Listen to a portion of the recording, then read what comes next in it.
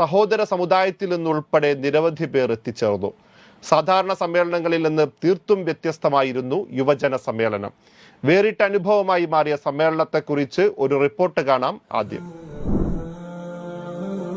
5 വേദി, 120 സെഷൻ, 10,000-ഓളം പ്രതിനിധികൾ, 1,00,000-ലേറെ ബഹുജനങ്ങൾ. കഴിഞ്ഞ 3 ദിവസങ്ങൾ കൊണ്ട് SYS യുവത്വത്തിന് നൽകിയത് പുതിയ ആവേശം, ആത്മവിശ്വാസം.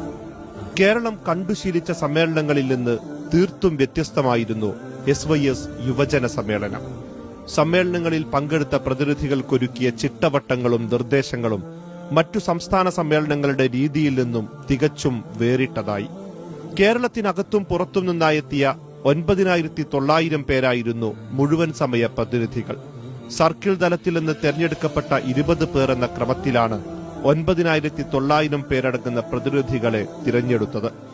ഇവരെ 200 പേരടങ്ങുന്ന 50 ബ്ലോക്കുകളാക്കി തിരിച്ച് സമ്മേളനത്തിൽ ഇരിപ്പിടം സജ്ജീകരിച്ചു.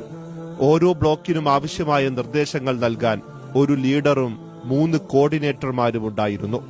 സമ്മേളന പ്രതിനിധികളുടെ രജിസ്ട്രേഷൻ 2 മാസം മുമ്പേ പൂർത്തിയാക്കി. ടീം ലീഡറുടെ നേതൃത്വത്തിൽ വാട്സാപ്പ് ഗ്രൂപ്പുകൾ ഉണ്ടാക്കുകയും വേണ്ട നിർദ്ദേശങ്ങൾ നൽകുകയും ചെയ്തു. സമ്മേളനത്തിനിടയിൽ പുറത്തു പോകണമെങ്കിൽ ഗ്രൂപ്പ് കോർഡിനേറ്റർമാരുടെ സമ്മതം വേണം. എൻജൻ conclave, new gen expo, historical insight തുടങ്ങി എക്സ്പോയുടെ ഭാഗമായി നടക്കുന്ന പരിപാടികൾക്ക് പോകണമെങ്കിൽ പോലും കോർഡിനേറ്റർമാരുടെ പ്രത്യേക അനുവാദം ആവശ്യമായിരുന്നു. ഉയർന്ന അച്ചടക്കബോധം ഉയർത്തിപ്പിടിച്ച പ്രതിനിധികൾ സമ്മേളനത്തിന്റെ ആദ്യാവസാനം വരെ അത് കാത്തുസൂക്ഷിച്ചു. പ്രദേശത്തെ പൗരപ്രമുഖരെയും കാരണവന്മാരെയും കണ്ട് സമ്മേളനത്തിന്റെ സന്ദേശങ്ങൾ പങ്കുവെക്കുകയും അനുഗ്രഹങ്ങൾ വാങ്ങുകയും ചെയ്താണ് വിവിധ ഭാഗങ്ങളിൽ നിന്ന് പ്രതിനിധികൾ നഗരിയിലെത്തിയത്.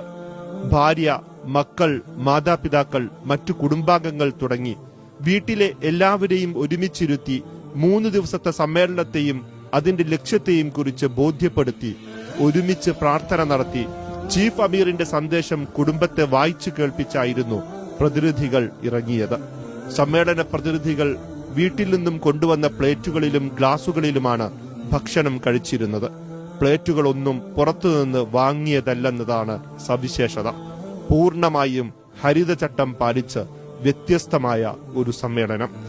ഇസ്ലാമിക പ്രബോധനത്തിന് പുതിയ കാലത്തിനൊത്ത ആശയങ്ങളും അറിവും നൽകി കടഞ്ഞെടുക്കപ്പെട്ട യുവത ഇനി ഗോദയിലിറങ്ങുകയാണ്. പുതിയ ദൗത്യവുമായി കൂടുതൽ പ്രസരിപ്പോടെ. News desk, Siraj live.